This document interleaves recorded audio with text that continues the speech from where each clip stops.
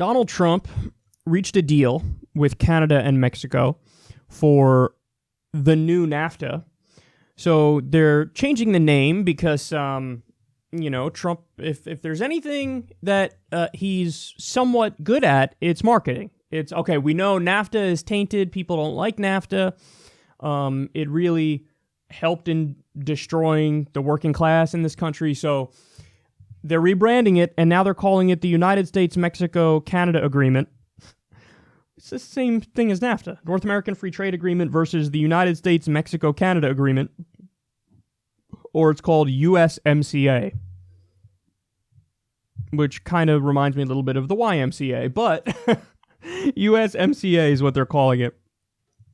So let's break it down. What do I think of the deal? Well, I'll lay it out for you in detail here, but it's basically NAFTA with two what I'd call mediocre changes, one positive change, and then two terrible changes that actually steal from provisions of the TPP.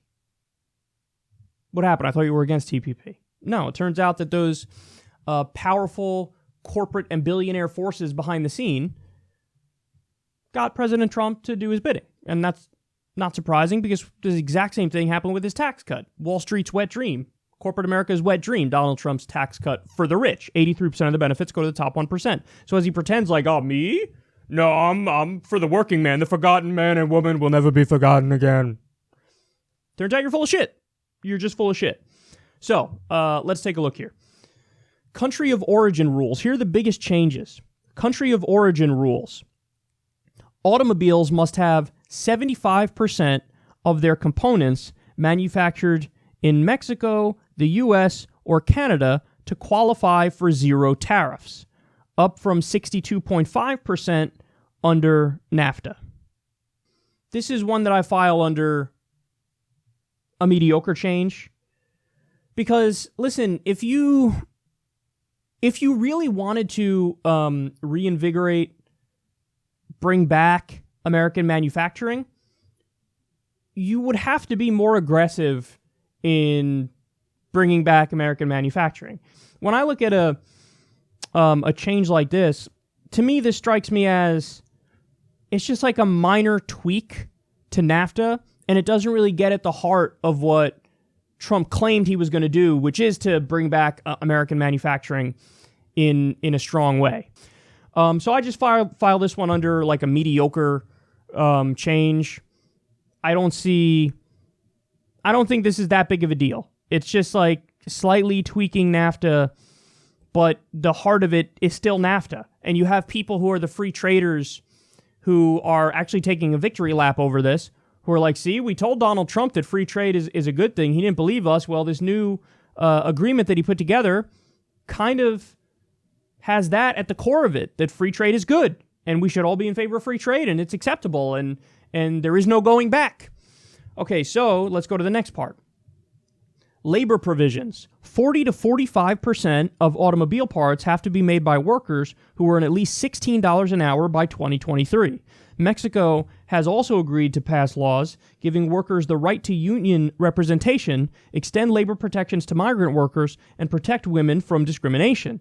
The countries can also sanction one another for labor violations. So this is another change that I class as a mediocre change, and here's why. The overwhelming majority of the jobs in NAFTA, apparently this was already the case. Now, I didn't know that at first, so when I read that provision, I went, oh, that's a good change, I like that one. But then when you read more about it, you see it's just like, again, it's kind of a mask to allow Trump to brag about being pro-worker when the effective change is nearly non-existent, because this is already the case with the overwhelming majority of the jobs. So now here we get to the part where they're bragging the most about it, and I think it's fair that they brag about it because this is a positive change. U.S. farmers get more access to the Canadian dairy market. So the U.S. got Canada to open up its dairy market to U.S. farmers, which was a big issue for Trump. Okay, that's definitely a positive change. That's good for U.S. industry. And when you're the president of the United States, you should be a ruthless advocate for U.S. industry. Not just the business owners, the elite class, but for the workers. So any step that goes in the right direction that helps U.S. industry, I'll take it and I'll give you credit for it. So I do. I give him credit for that one. I think that's definitely a positive step. Now, here's where it all goes to shit. Intellectual property and digital trade. The deal extends the terms of copyright to 70 years beyond the life of the author, up from 50. It also extends the period that a pharmaceutical drug can be protected from generic competition. So do you understand what that is? I know that sounds really wonky, but what that is in practice is a gigantic giveaway to Big Pharma. That's what that is. And this is going to be the impact of this. One of the impacts of this is Canada just got shafted for the cost of prescription drugs. So you know how we get price gouged to no end in this country with our prescription drugs? Well, now Trump just made it so that Canadians get screwed over much more with the cost of their prescription drugs. So that's a giant giveaway to the pharmaceutical companies. That was the whole point of that. But it gets even worse. This is from the Washington Post. Count the oil and gas industry among the winners of the new NAFTA, or as Trump is rebranding it, the United States-Mexico-Canada Agreement, or USMCA. The oil business convinced the White House to keep a number of features of the old NAFTA deal in the new agreement, including provisions that help protect U.S. oil companies' investments abroad and allowed for tax-free transport of raw and refined products across borders. Quote, we're mostly happy that it's been preserved, that many of the provisions in the original NAFTA that had supported the integrated North American energy markets are still in place, said Aaron Padilla, senior advisor for international policy at the American Petroleum Institute, the nation's biggest oil and gas lobbying group.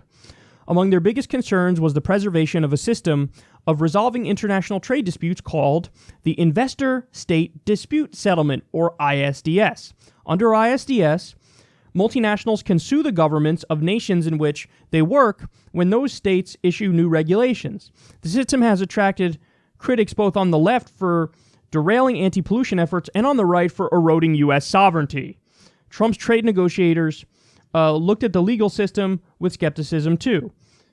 The final deal does limit ISDS, but with a few key exceptions. Oil and gas is one of the only 5 economic sectors, including telecommunications and transportation, to keep ISDS in the crucial Mexican market.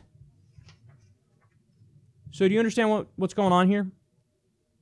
That is, and this is the heart of what so many people objected to about TPP as well, is because it expands this notion, the idea that, hey, if there are foreign governments that are screwing up your profits, well, if you're a corporation, a mega corporation, just sue the foreign government.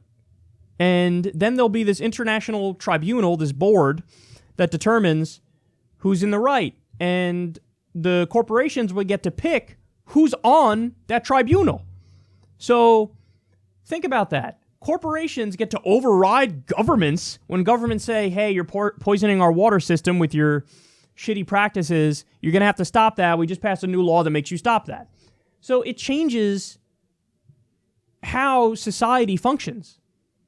It makes it so that the corporation can basically be above governments on the hierarchy here. And of course, if you actually have a democracy and you believe in Enlightenment values, the people have to have a say in what happens with their lives. So the government overrides corporate rule because the government needs to pass regulations to make sure the corporations don't go too far and they don't poison your water and they don't, hire kids and they don't have all these labor failures and they don't pay less than minimum wage, for example. Under TPP, they said, no, we're basically scrapping that, and respective governments lose their sovereignty, and these corporate tribunals get to override laws. Well, in the new NAFTA, they go, oh yeah, don't worry, if you're in big oil, if you are in the telecommunications industry, if you're in 5 economic sectors in total, and transportation is another one. Well, don't worry, because you basically get to override the will of sovereign governments. You get to sue for loss of expected profits. There was another provision of TPP. Everybody's like, that's crazy.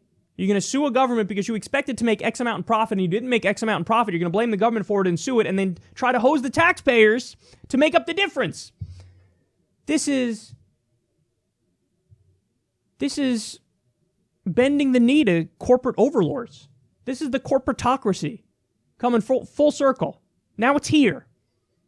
And Trump, in the renegotiation of NAFTA, put this in there, that 5 industries basically get to override governments. Oh, come on, son. Come on. And again, this is one of those issues where the right objects to this just as much as the left does. Why?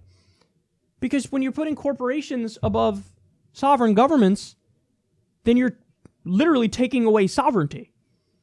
And they don't want, all those conspiracies about the UN is going to come in here and dictate everything about our life. Well, what if it's not the UN, but what if it's the World Trade Organization? What if it's these giant corporate tribunals that get to override your democratic will? Because that's what we're looking at with this new NAFTA. So you have a gigantic big pharma giveaway. You have 5 different industries being able to override national sovereignty. And Donald Trump is acting like now this is the best trade deal that's ever been made ever. Now, listen, I'm fair. I think some of these changes were positive changes. Yes, some of them were. Some of them were basically fake positive changes that were just codifying something that already was the case so that Trump could turn around and take credit. But ultimately, you know what this deal... And by the way, everything else about the deal, exactly like NAFTA. So that's another point that, the overwhelming majority of the deal is just, hey, this was called NAFTA. Now we're going to call it the United States-Mexico-Canada Agreement, USMCA, and I'm going to pretend like it's an awesome deal now. But most of the deal is the same as it was before. So what do you mean? Which gets to the main point. Trump did exactly what I told you he was going to do. Whether it's NAFTA or TPP or, any of these different trade agreements, what did I tell you? Donald Trump, it was a brilliant move politically to rail against them on the campaign trail because, again, these, so-called free trade agreements are really outsourcing deals, and they screwed over the working class in America. So running against them was a brilliant idea. But now, he's not going to actually buck the establishment and go against the people who really run the country. He wants establishment approval more than anything. He wants that pat on the head from other elitist pricks. So what do? Oh, I made a new deal. It's an unbelievable deal. It's a tremendous deal. Here, I changed 4 or 5 provisions of the old deal, and now I'm going to say it's the best deal ever, when before it was the worst deal ever. Very little changed, and then now I'm amazing. Please pat me on the back and tell me I'm so great. I did an unbelievable job. No, you didn't. Meet the new boss, same as the old boss. Meet the new NAFTA, similar to the old NAFTA. The saddest part of all of this, it reminds me of a Matt Taibbi tweet from the other day. He said, Donald Trump is the kind of character that does have that, from the Republican base, the cult-like loyalty. So Trump really had a mandate to, let's say he actually got in there, and he really went full bore, kind of like in an FDR way, where he said, no, we're going to do Medicare for all, because remember, he said 5 or 6 times before he was president. And even once on the campaign trail when he's running for president. We're going to cover everybody. That's what we're going to do. We're going to cover everybody. They say it's not a Republican thing to say. I say I don't care. So, and he praised the Canadian healthcare system, the Australian healthcare system, the Scottish healthcare system. So what if, because he has this mandate from his own base where they're never going to turn on him. What if he went in there and he actually said Medicare for all? No, seriously, we're going to rip up NAFTA and we're going to have a massively pro-worker trade agreement. We are going to bring back manufacturing jobs. We are going to do a new deal. And I'm going to jam it through. I don't care. Well, what would happen? Trump would get the Republicans, because they have to bend the knee to him because he's the most popular figure among the Republicans. He's the one that has that incredible devotion from his base.